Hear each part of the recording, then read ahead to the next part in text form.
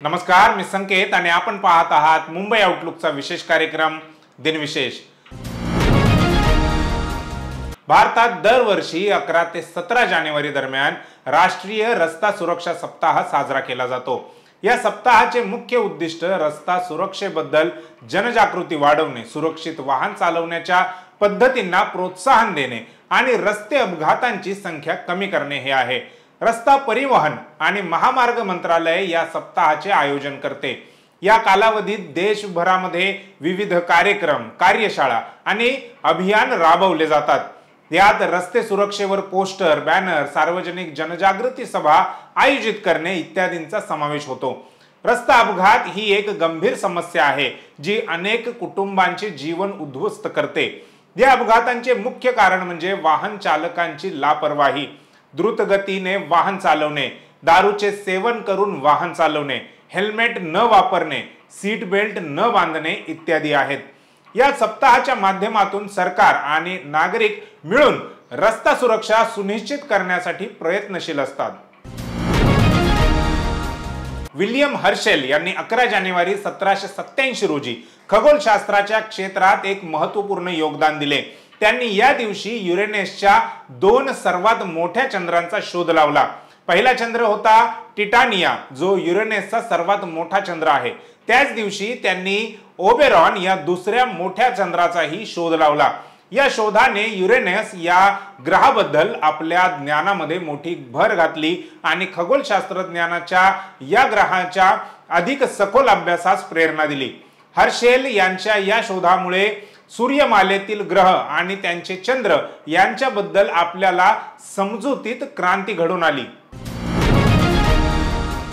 11 जानेवारी 1922 हा मधुमेहाच्या इतिहासातला एक महत्त्वपूर्ण दिवस होता। या दिवशी पहिल्यांदाच 14 वर्षांच्या एका मुलाला इन्सुलिन उपचार देण्यात आला होता।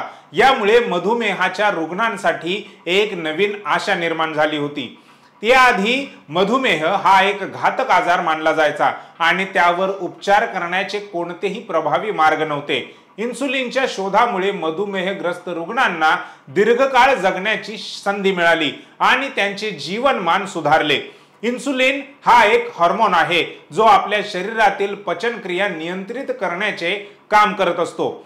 मधुमेहाच्या काही प्रकारांमध्ये शरीरात इन्सुलिनची कमतरता असते, त्यामुळे रक्तातील साखरेची पातळी वाढते आणि अनेक गंभीर समस्या उद्भवू शकतात। इन्सुलिनचा शोध लावणाऱ्या शास्त्रज्ञांना त्यांच्या या शोधासाठी नोबेल पारितोषिकही मिळाले।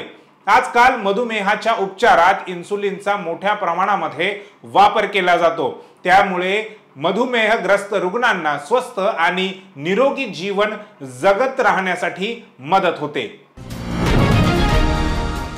11 जानेवारी 1898 रोजी सांगली येथे जन्मलेले विष्णू सखाराम खांडेकर म्हणजेच वि स खांडेकर हे मराठी साहित्यातील एक अत्यंत महत्त्वाचे नाव।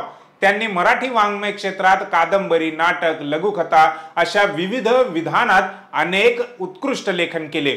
त्यांची ययाती ही कादंबरी सर्वात प्रसिद्ध असून त्याबद्दल त्यांना ज्ञानपीठ पुरस्कारही मिळालेला आहे।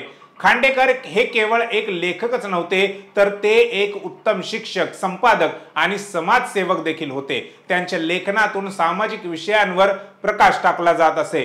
मराठी साहित्यात त्यांचे योगदान अमूल्य आहे आणि त्यांचे साहित्य आजही वाचकांना प्रेरणा देते। 11 जानेवारी 1966 रोजी भारताच्या तिसऱ्या प्रधानमंत्री असलेल्या लाल बहादूर शास्त्री यांचे आकस्मिक निधन झाले। ताशकंद येथे पाकिस्तानशी शांतता करारावर स्वाक्षरी करून भारतात परत येत असताना त्यांचा मृत्यू झाला।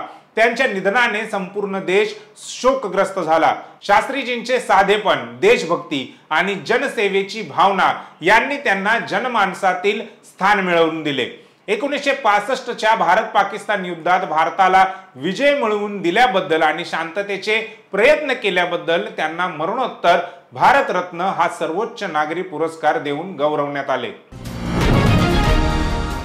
11 जानेवारी 1973 रोजी मध्य प्रदेशातील इंदोर येथे जन्मलेले राहुल शरद द्रविड भारतीय क्रिकेटच्या इतिहासात एक अविस्मरणीय नाव आहे।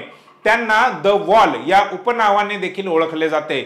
आपल्या अत्यंत संयमी आणि दृढ निश्चयी खेळीमुळे त्यांनी क्रिकेट जगतात एक वेगळी ओळख निर्माण केली।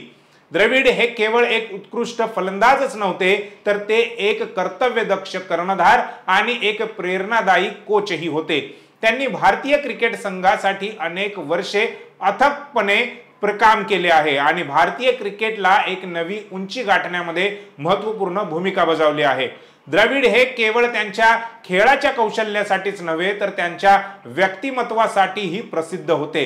त्यांचा साधेपणा, विनम्रता आणि शिस्त या गुणांमुळे ते नवीन पिढीसाठी प्रेरणास्थान बनले। त्यांनी भारतीय क्रिकेट संघासाठी अनेक कठीण परिस्थितीत संघाला एकत्र ठेवले आणि त्यांच्या नेतृत्वाखाली भारतीय संघाने अनेक ऐतिहासिक विजय मिळवले। त्यांच्याच प्रशिक्षणाखाली भारतीय क्रिकेट संघ 2023 साली खेळल्या गेलेल्या एक दिवसीय वर्ल्ड कपच्या अंतिम सामन्यापर्यंत पोहोचला व नंतर 2024 या वर्षात झालेल्या T20 क्रिकेटचा जगज्जेता देखील झाला।